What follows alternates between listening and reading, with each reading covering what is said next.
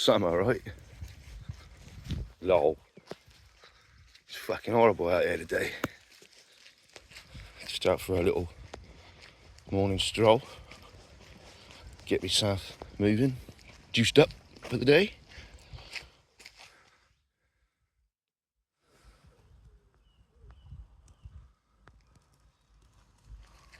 There's me mate, as always.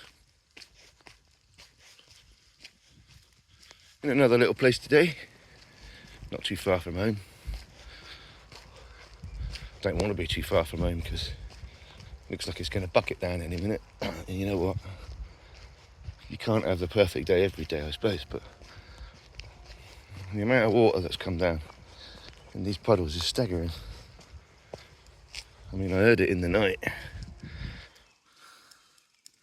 Go on, Speedy. Run it off. Good boy. And I mean, yeah, I'm glad I went out camping, that's for sure, because I'm not sure British Army tarp would have cut it. But then, I've had some really good tents that I've spent quite a bit of money on in the past, and in all fairness, they leak.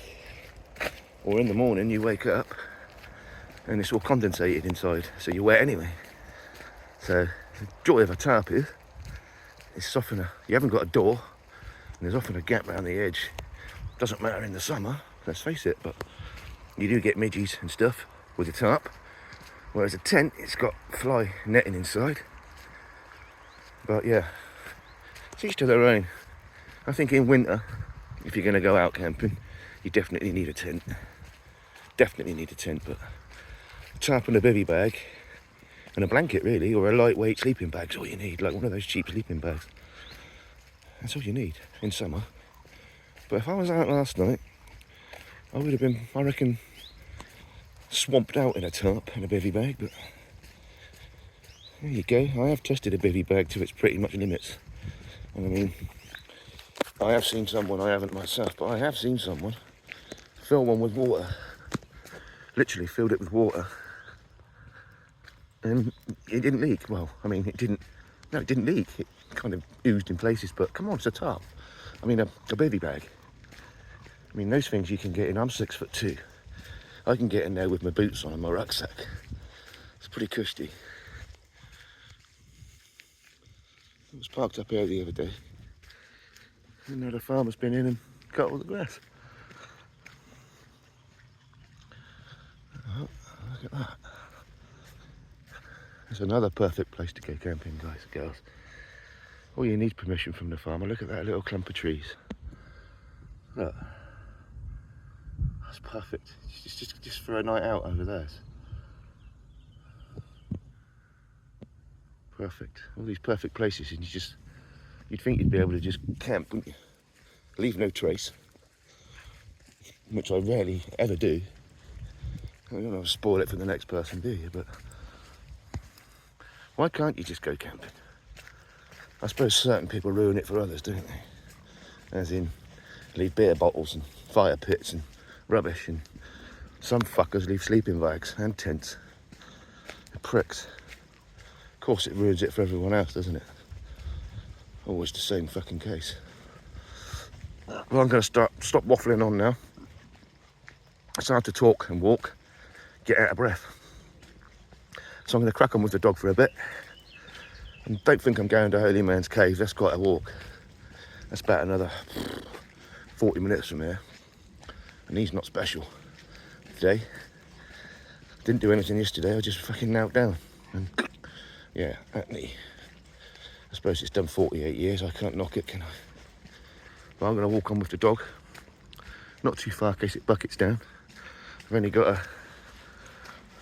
kind of a little bag on me today. A satchel. It's got everything I need in there, by the way. It's more like an everyday carry if I go out with the dog. That's what I take. It's got a Silky Boy saw, a multi-tool, first aid kit, bits and pieces, phone, power bank. Basic stuff you might want when you're out walking, have a trip or a four. Anything, you just don't know, do you? Yeah, spare lighters.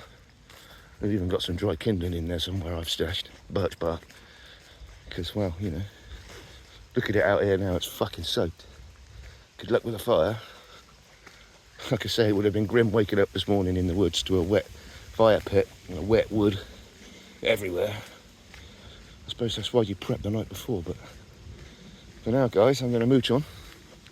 Hopefully I'll see the headless horseman who's supposed to roam these woods, apparently. Bring it on. I've never really seen anything that's a ghost in my life, to be fair. But show me one, I might believe.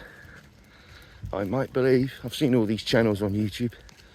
They explore these haunted places. I'm still not convinced. Who am I to say that, eh? I like to keep an open mind. As you can see, this track just goes on and on and on and on. Go a little bit longer, doggy.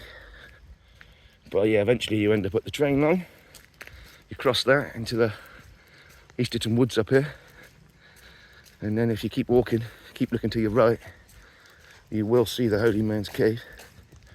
I have posted it before. If I've not put photos on, I will on here today when I get home. Yeah, apparently they put plague victims or Black Death, whichever, in there to die from the village, Market Lavington. And there's a lot more stories as well up here. There's been some suicides, hangings, highwaymen hung. There's 2 graves in a field. No one really knows the story, but yeah. Like I say, I'm not going. It just goes on for miles. I've only got my trainers. And they're good up there. It gets shitty. Come on, dog. Go. We'll go back, Jack. We'll go back, Jack. We'll go back, Jack. Slowly. And we'll chill. Alright, guys, I'm going to wrap this one up for a minute. Sorry, it's a boring one. Just thought I'd share this gooey, muddy, puddly, horrible track that's normally crunchy and gravelly and nice, and I like that sound of gravel under your feet. It's great, I love it. But today it's squelch, squelch, not crunch, crunch. Still, cheers guys for watching if you're watching. And like I say, this is summer. They're the bollocks, right? We've had that little heat waves. I think we're fucking done now. It's like rainforest shit now. Oh well, just for now. And I will see you soon, guys and girls. Ciao, ciao.